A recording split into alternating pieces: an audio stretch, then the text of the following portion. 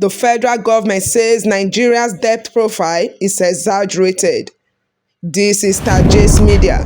Do not forget to subscribe, like, share for more news analysis. The federal government has responded to widespread claims that the administration of President Bola Tinubu has borrowed close to 80 trillion naira in just 3 years. Speaking before the Senate Committee on Finance, the Minister of Finance and Coordinating Minister for the Economy, Taiwo Oyedele, argued that these figures are misleading because they fail to distinguish between new borrowing and accounting adjustments. Clarification in terms of how our debt numbers are reported. So first, for external loans, we always need the approval of the National Assembly. So what tends to happen is, when we get the approval of the National Assembly, the media would rightly report it. And many people take that as money borrowed. When we now borrow the money, they report it again. So people add up big numbers as the money we have borrowed. And that is misleading in terms of the analysis. The government's central argument is that when the administration took over office, Nigeria's public debt was already around 75 trillion naira. Since then, two major accounting developments have made the debt appear much larger without representing equivalent new loans. First, the sharp depreciation of the naira increased the naira value of Nigeria's foreign-denominated debt. Even if the country did not borrow an extra dollar, a weaker naira means that the same debts translate into a much larger amount when expressed in naira. According to the minister, this exchange rate revaluation alone added more than 40 trillion naira to the debt stock. Second, the government points to the 33 trillion naira ways and means advances accumulated under the previous administration. These advances were later scrutinized, converted into former government debt after approval by the National Assembly. The minister insists that this was not fresh borrowing, but rather the former recognition of obligation that already existed. From an economic perspective, this evaluation has merit. Economists often distinguish between gross debt increases caused by new loans and increases resulting from currency movement or accounting changes. In countries with significant foreign debt, exchange rate depreciation can dramatically inflate debt figures in local currency even when no new external borrowing occurs. However, the government's explanation does not eliminate concerns about Nigeria's debt burden. Whether debt rises because of new borrowing or because of currency depreciation, the government must still service that debt.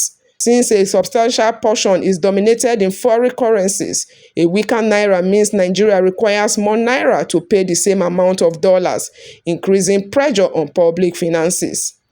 Senators had earlier expressed concerns about the implementation of 2026 budget.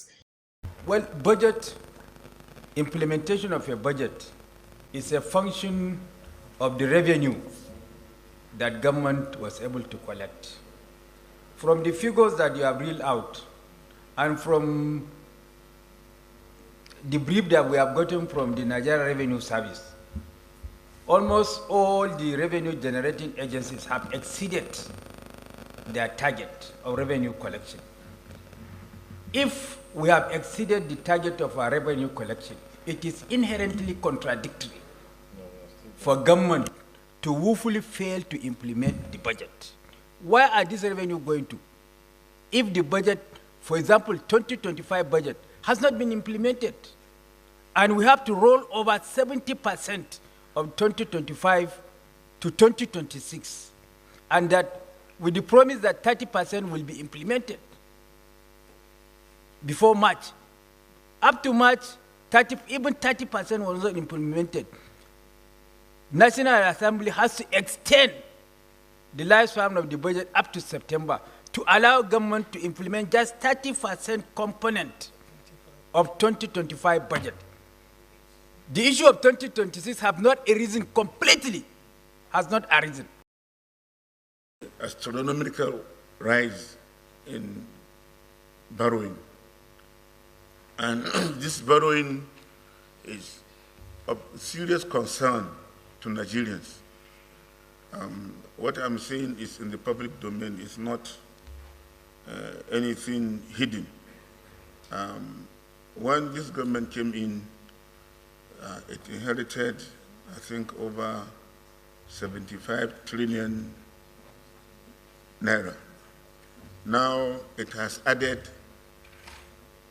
almost 75 to 80 trillion naira in borrowing.